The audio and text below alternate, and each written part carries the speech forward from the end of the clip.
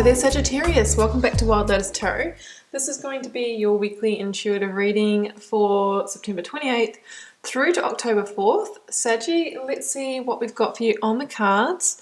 I'm going to begin with the Work Your Light Oracle. I've got them in the wrong order here, guys. That's not a good start, is it? Let's get started with this one, and I'm going to pull you overarching message or theme from here to see what wants to come through. We've got two. No, we've got three. We'll take the top two. We have got Sisterhood of the Rose, Beauty, Devotion, Priestess, Mystic, Teacher. I always see this one as being kind of a cross between the High Priestess and the Empress. You know, you're really being asked to connect with your intuition, to potentially step up and lead or create. It's pretty beautiful energy. And we have deep replenishment, retreat, rest, be held. And that's interesting because that really is the energy of the divine feminine, you know, of the Empress. It's about working with the natural cycles and taking that pause, that rest, because it's in those times that we hear our intuition. So your own higher self or spirit might be trying to send you some information, and it's asking you to kind of drop into that divine feminine energy, whether you're male or female, so that you can receive, right? Because it's the energy of receivership.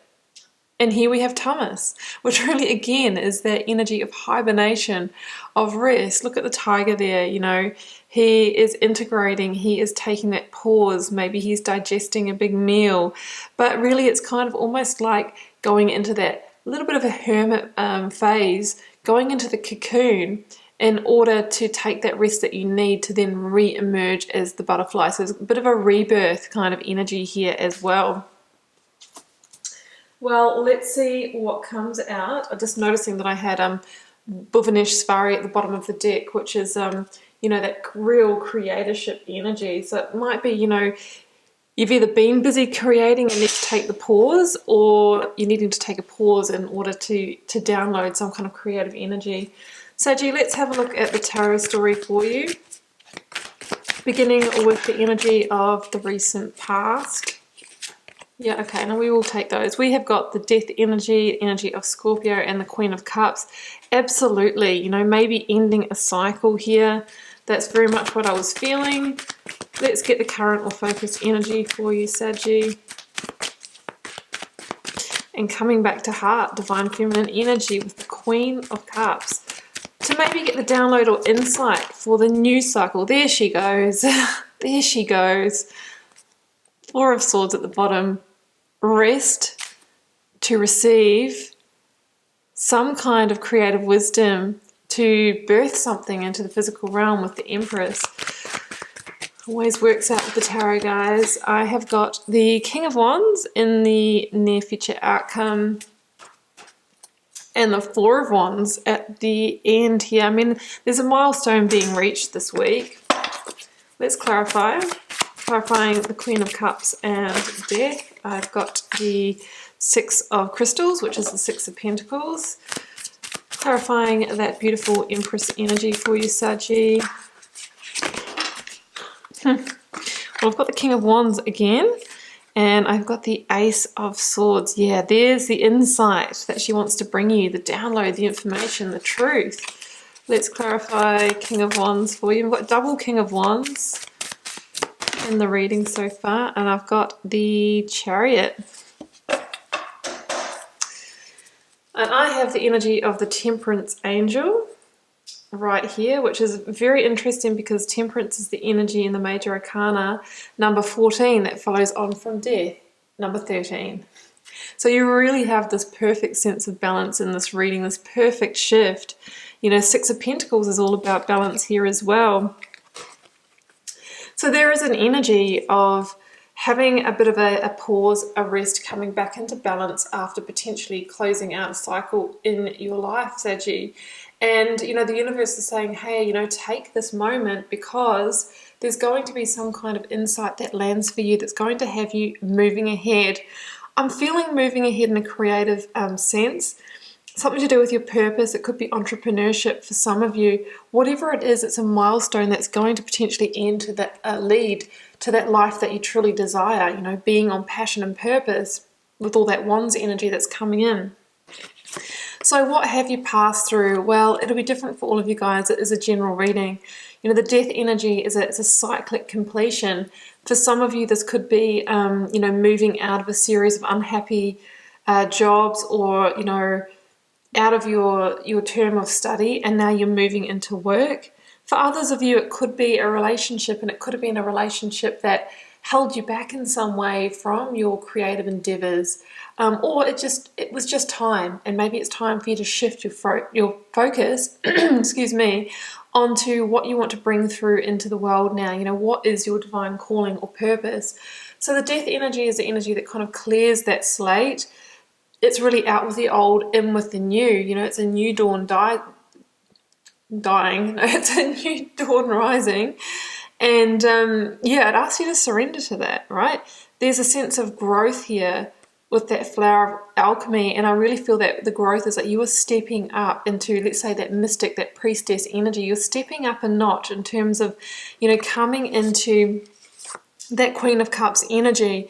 And it's the temperance energy that takes you there, because this is the, you know, the soothing, calming energy that comes in after the death energy. And it's about, you know, tipping out the last remnants of the past from those cups, and then, you know, really doing a little bit of that inner work to come back into a place of balance. The Six of Pentacles is also about balance. So I'm feeling with the Six of Pentacles here, it's about karmic balance, but it's also about balance within yourself. And the energy of temperance says, when you've come into that place of balance, you've processed this ending and what you've been through, then I will guide you forward. Then I will show you the path. That's what she says. So there's a sense here of needing to work with the Queen of Cups energy. I mean, some of you might have been dealing with, got the energy. Oh, well, this is, how did I miss that, Saggy? Temperance is your card in the Major Arcana. So yeah, you're coming into yourself here. You're really coming back to yourself. And it's when you come back to yourself that you're coming into your power of creatorship here. Got the energy of Scorpio and the Queen of Cups energy of Cancer here, or water energy. This is about getting in control of those emotions, staying fully grounded even when, you know, the waters start creeping up on you, when the emotional charge starts getting high, when you get triggered. The Queen of Cups can stay there calm, compassionate. She keeps her emotions in the gilded cup, and she decides when to let them out and process it. But she is operating from heart, from intuition. She's a highly, you know, intuitive, divine feminine energy. And whether you're male or female, you're being asked to operate from that place, because that's when you access your own inner compass, and you can work with the temperance angel to potentially really find a key milestone towards your purpose, your destiny this week. And what I love about the Six of Pentacles here is it's the energy of shifting into receivership. Maybe some of you weren't receiving the energy exchange that you desired in your relationships, in your career in the past, and now those tables are turning, those karmic scales are coming into balance, and you're moving into receivership. But in order to move into receivership, we need to channel the divine feminine energy, because that is the receptacle energy, right? And it's through that rest, through that pause, it's when we take a break from the push of doing the masculine energy that we start to receive. Got the Nine of Cups peeking up here too, guys, which is a beautiful energy. You know, it's one step closer to wish fulfillment this week. In the current or focus energies, Saggy, we've got the King of Wands, the Ace of Swords, and the Empress. Yeah, this is what I was feeling when the oracles came out, that it's through shifting into that energy, you know, that pause this week, that there's some kind of insight that's going to land. And it's an insight for the next chapter, for the new. And with the King of Wands energy, I mean, this could represent you in the reading as well, Saggy. I mean, it's fire sign energy. It's generally the energy of Leo, but, you know, it could be you as well. But the thing about the King of Wands is it's a real energy of entrepreneurship, of vision, of knowing the opportunities to go for, right? And he's looking up at the Empress. It's the Empress that's going to provide, you know, some kind of guidance, some kind of insight to the King of Wands to then get out there, you know, maybe take a step back into divine masculine with the Ace of Wands, and get into the inspired action, the doing energy, the making it happen. But this week, it's about the ideas coming forth and starting to materialize. So the Empress is the biggest card of possibility in the tarot, and she is fertile, you know, to birth into the physical reality that you desire. What is it that you desire? Really, Saggy, you know, what is it? Because it's time to get clear on that Ace of Swords. Time to get clear on it, to move closer to your purpose. The Empress is a huge blessing in a reading, and she stands for abundance, and yes, she can stand for an increase in material abundance as well. With the Ace of Swords here, I mean, I am feeling that there could be some kind of breakthrough, some kind of truth to land. There's a victory to be claimed here, right? And it could be just that final piece of creative idea or energy that the King of Wands is looking for in order to grasp it and move forward. And it could be a business. I am coming back to career or business with this. That's what I am kind of feeling. So look at this. As soon as it lands, it's moving forward at pace. You know, this is the King of Wands, like, you know, stepping into that real powerful energy. I know exactly, you know, which buses to follow down the street and invest in. I know where to invest my time and energy. Full fire energy, right? And what I love here is it's with the Chariot, and the Chariot is another card of victory. So there's a victory to be claimed here this week. And the Chariot is about moving forward at pace, but we move forward when things are balanced, right? In the Rider version of this card, it's drawn by a black and a white sphinx, and they're kind of angled in different directions. So the idea is that it's not until we come back into balance using the Temperance, using the Six of Pentacles, that we can, you know, be in alignment. And when we're in alignment, that's when we really charge. Where are we charging to? Well, in this particular card of the Chariot, I just see the sense of freedom, of liberation. I think some of you guys are freeing yourself from a cycle where you didn't have the control, and it could be in career, it could be in relationships, but you're moving towards a much happier time.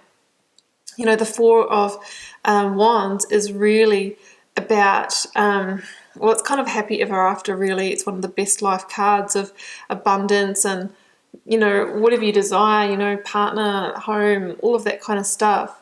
It's a solid foundation. It's number 4, but it's, you know, on your own terms with the King of Wands. Perhaps you're carving it out on your own, you know, you are going out on your own in some way, or taking control, taking the power back, and that's your key to liberation here. This is the 11-11 formation, so I would say be on the lookout for synchronicities that are going to kind of help guide or lead you this week. The Four of Wands can also be, you know, a milestone reached. So it's not like everything's going to unfold in 1 week, guys. You know, that's pretty impossible for most. But this is a milestone towards this life, you know, the best life. One on purpose, one that's balanced, one that's living in harmony with the energies, one that's aligned to the energy of abundance. So on that note, Sergi, why don't we pull a couple of angels of abundance and see what they have to add to this story. Abundance mindset. If you think of your abundance as something that happens in the future, then it will always be one day away from you. See, feel, think, and speak of abundance as something you already have in the present moment. That is what you will experience, and that is what you experience. Yeah, that's the energy of the Empress for absolute sure. I mean, sometimes we have to fake it till we make it. Let's get one more.